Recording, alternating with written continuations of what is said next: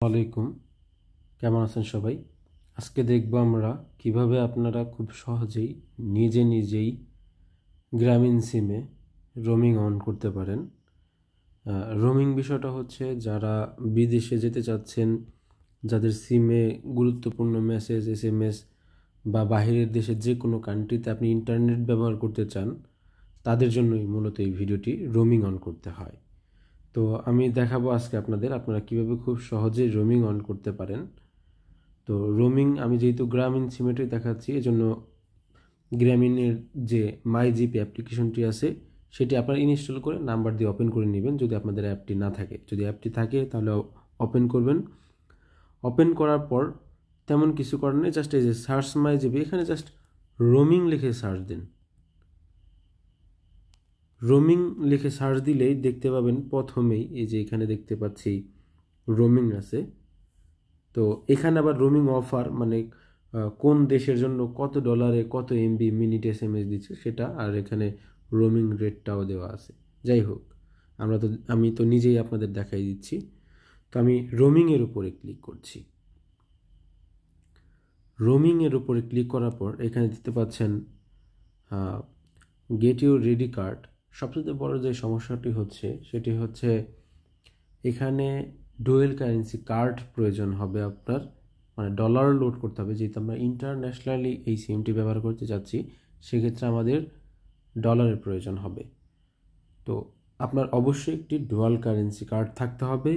দ্বিতীয় নম্বর হচ্ছে choose roaming type, মানে কোন দেশে আপনি রোমিং চাচ্ছেন সেই দেশগুলো সিলেক্ট করে MB কিনতে পারেন। আমি একটু পরে সেটি দেখাই দিব। এবং পে অ্যান্ড অ্যাক্টিভ, মানে জাস্ট আপনি ডলার ডিপোজিট করবেন, দেন আপনার রোমিংটা অ্যাক্টিভ হয়ে যাবে। তো আমরা সরাসরি দেখার চেষ্টা করছি। তো আমি এখান থেকে চুজ রোমিংয়ের উপরে ক্লিক করছি। চুজ রোমিংয়ের উপরে ক্লিক করার পরে এখানে দেখতে পাচ্ছি ভয়েস, SMS, ডাটা। এখানে দেওয়া আছে ভয়েস SMS এবং এখানে দেওয়া আছে শুধু SMS। তো এখান থেকে আপনি কত ডলার লোড করতে চাচ্ছেন সেটা লিখে দিবেন। ধরেন আমি চাচ্ছি $1.78 এখানে লোড করার জন্য, যার বর্তমান মূল্য দাঁড়াবে 219 টাকা 60 পয়সার মতো। কন্টিনিউ পেতে ক্লিক করছি। কন্টিনিউ পেতে ক্লিক করার পরে এরকম একটি পেজ চলে আসবে। এখানে আপনার কার্ড নাম্বারটি দিবেন। তো আমি আমার কার্ড নাম্বার, মানে কার্ডের ইনফরমেশন সাবমিট করে আবার ভিডিওতে ফিরি।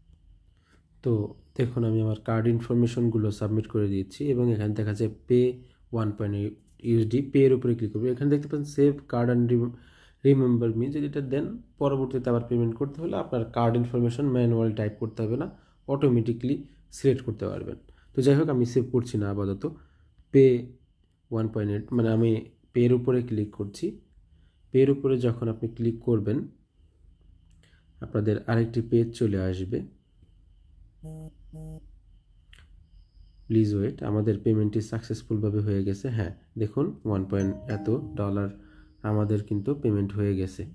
রিকোয়েস্ট সাবমিট বলি, আচ্ছা সাকসেসফুল হয়ে গেছে পেমেন্ট। আমরা যদি গো ব্যাক টু হোমে যাই তাহলে দেখতে পাবো আমাদের $1.8, মানে হচ্ছে 219 টাকা 60 পয়সা, মানে রোমিংয়ের জন্য অ্যাভেলেবেল আছে। তো পরবর্তীতে যদি আমাদের প্রয়োজন হয়, মানে ধরেন যে আবারও হচ্ছে ডলার শেষ হয়ে গেছে, ডলার লোড করার প্রয়োজন, তাহলে রিচার্জের উপরে ক্লিক করলেই হয়ে যাবে। রোমিং স্ট্যাটাসের উপরে আমরা ক্লিক করব। তো আমাদের রোমিংটি দেখতে পাচ্ছেন, ইউর রোমিং ইজ অ্যাক্টিভ। তো আমাদের এখানে রোমিং অ্যাক্টিভ থাকবে।